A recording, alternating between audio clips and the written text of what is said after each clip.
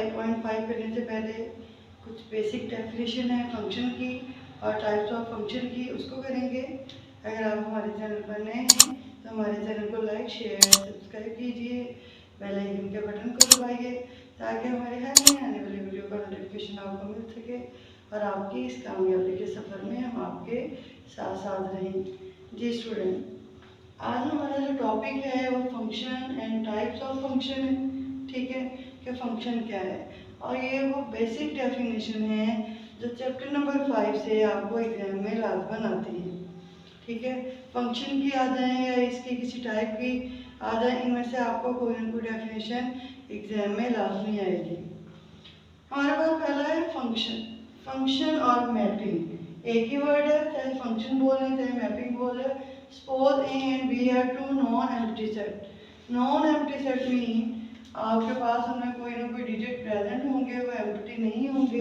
ठीक है, then relation F A to B is called a function.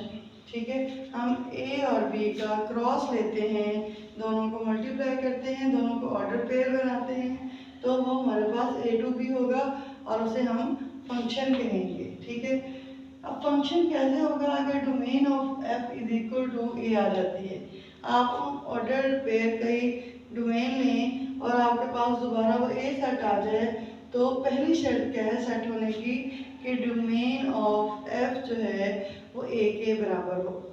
ठीक है, आपकी डोमेन सेट ए के बराबर आ जाए and every x member of A appear in only one order pair in F. ठीक है, और आपके पास जो मेंबर ऑफ एक्स हैं वो एक ही ऑर्डर पेयर में जो है 1 बाय 1 जो है वो होंगे।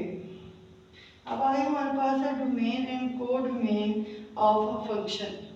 डोमेन और रेंज की बात जो है हम अपनी जो पहली वीडियो है जिसमें हमने आपको डोमेन और रेंज की डेफिनेशन बताई थी उसमें हम कर चुके हैं। ठीक है, अब डोमेन और रेंज यानी कि जब आप ऑर्डर पेयर लेते हैं कोई भी, जिस तरह हमारे पास 2 3 है, 4 6 है, 7 5 है, इनके जो फर्स्ट एलिमेंट होंगे वो आपके पास डोमेन होगी, या हम कह लें कि इफ ए फंक्शन होगा बी की तरफ, then A is called a domain of f and B is called a codomain of f. यानी कि हम जब उसकी डोमेन लेंगे, जो सेट ए होगा वो उसकी डोमेन होगी और जो सेट बी होगा उसकी को-डोमेन होगी। आगे डोमेन और रेंजेस यही आपको बताया कि हर ऑर्डर पेयर का जो फर्स्ट एलिमेंट होगा वो आपके पास डोमेन होगी और हर ऑर्डर पेयर का जो सेकंड एलिमेंट होगा वो आपके पास रेंज होगी। ठीक है, domain F consisting all first element of each order pair. आपके पास जो ऑर्डर पेयर है उनके जो फर्स्ट एलिमेंट हैं वो आपके पास डोमेन होगी और जो सेकंड एलिमेंट है वो आपके पास रेंजेस होंगी। ठीक है जी, नेक्स्ट हमारे पास जो डेफिनेशन है वो है इनटू फंक्शन। अब इनटू फंक्शन हमारे पास क्या है, अब फंक्शन एफ अगर आपके पास जो फंक्शन है या सेट है ए टू बी है is called an into function. ठीक है ना, वो कब इनटू फंक्शन होगा, if at least one element of B is not image of some element of A. कब इनटू फंक्शन होगा, जब आपके पास सेट ए के सारे एलिमेंट सेट बी में प्रेजेंट हो बट एटलीस्ट कोई वन एलिमेंट ऐसा हो जो सेट बी का ए में प्रेजेंट ना हो, तो हम क्या कहेंगे कि ये इनटू फंक्शन है A to B. A to B हमारे पास इनटू फंक्शन है। नेक्स्ट हमारे पास है वन वन फंक्शन। अब function f A to B called one one कब कहलाएगा, if all distinct element of A have a distinct image in B. यानी कि ए के सारे एलिमेंट जो है वो डिफरेंट हो बी से और बी के ए से, तो हमारे पास या उससे रिलेट करें जितने एलिमेंट हमारे पास ए में हो उतने बी में हो, तो हमारे पास ये क्या कहलाएगा, वन वन फंक्शन कहलाएगा। ठीक है, आगे हमारे पास है injective function. A function of F A to B है कॉल्ड इंजेक्टिव कब होगा, जब कोई भी फंक्शन वन इनटू फंक्शन भी हो और वन वन फंक्शन भी हो तो उनको हम कंबाइन क्या बोलेंगे, इंजेक्टिव फंक्शन। कि आपके उस फंक्शन के अंदर जो है वन वन की कंडीशन भी पूरी हो रही है और इनटू की भी कंडीशन पूरी हो रही है, तो उस फंक्शन को हम क्या बोलेंगे, इंजेक्टिव फंक्शन।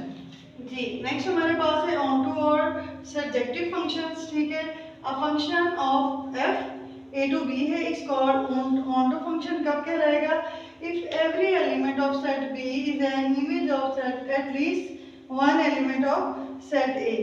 यानी हमारे पास जो रेंज होगी, जब हम ऑर्डर्ड पेयर में रेंज निकालेंगे, वो हमारे सेट बी के इक्वल आ जाएगी।